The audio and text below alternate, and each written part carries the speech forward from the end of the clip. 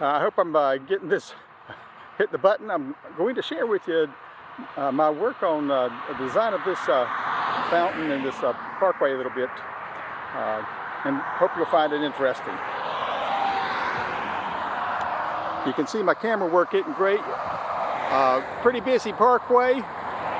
Whenever this was initially done back around 2003, there was in front of us, between us and the sign, there were other plantings, there were trees and things. That's the way the concept was accepted when I first designed it.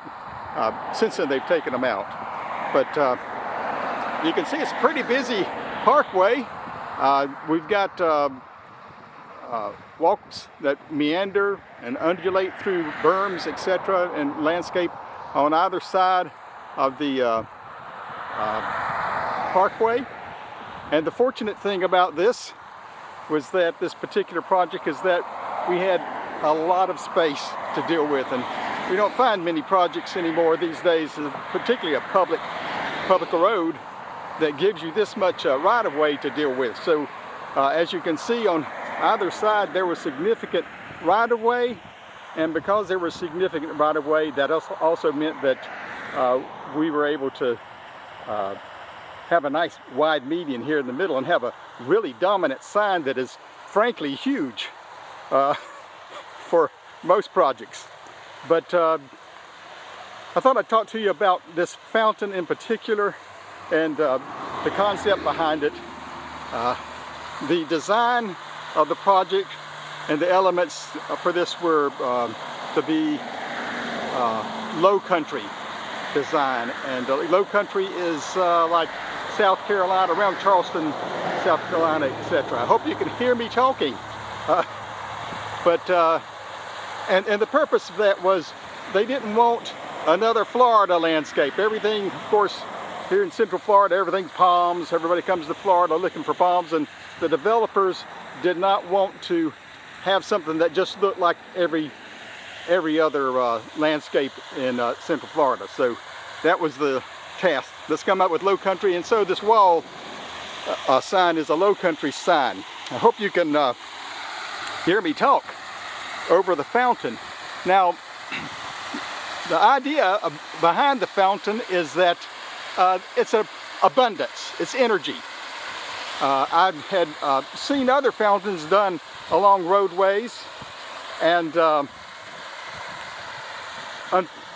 felt like they lacked a presence. And the reason they lacked a presence is they were like at corners of urban streets and whatnot, and they had nice little fountains that really are more adequate for a garden setting. So if you're sitting in a garden, a private garden, you may have a small fountain there, and the water is bubbling out of the fountain, etc., and it has a soothing sound, as you can hear it.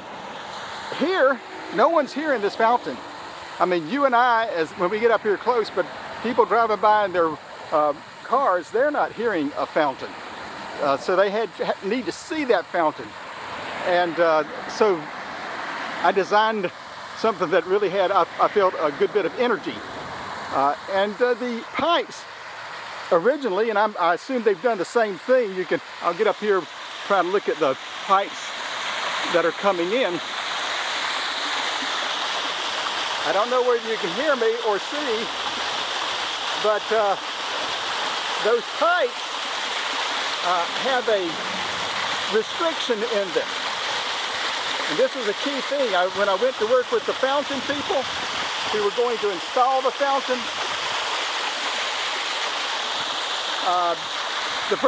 We put the water, and we knew how much GPM, gallons per minute, that we were going to be putting out, and so that's how much gallons per minute we put through the pipe, and it fizzled. And the reason it fizzled is because if you turn on your hose in the garden, the water will sort of flow out of it nicely. And but if you really want to make that water have energy, you've got to put a restriction on it. And what do? Sometimes you use a special nozzle for your hose, but maybe you just stick your thumb in there and all of a sudden you have a lot of power. Well, that's what we did. I said, hey, this is sort of boring. We need more energy.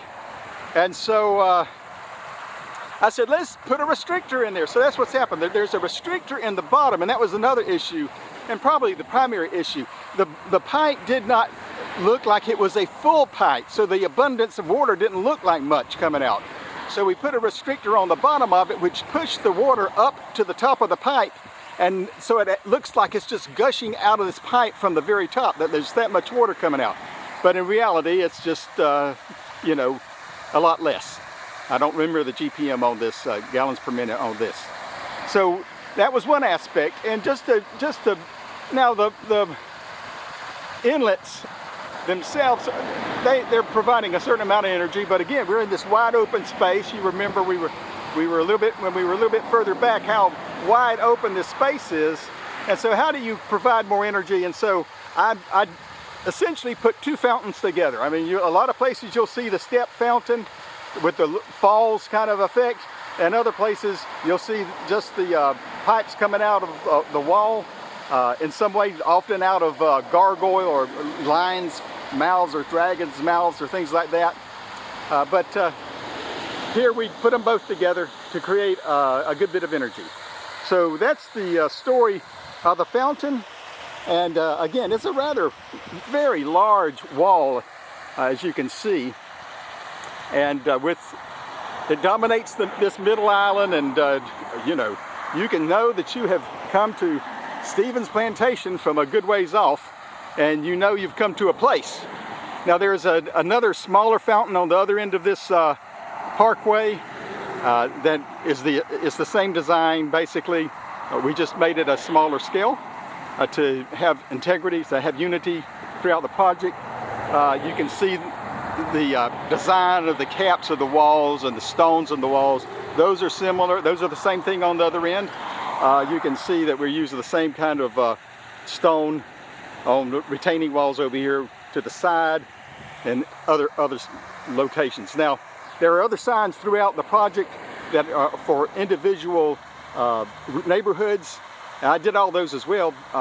This sign, frankly, is it's a little boring compared to some of the other signs, but it's, you know, it captures what the developers, the owners wanted to be doing, and it certainly, I think, provides that energy that we were looking for. So I hope you enjoyed this video. Have a good day.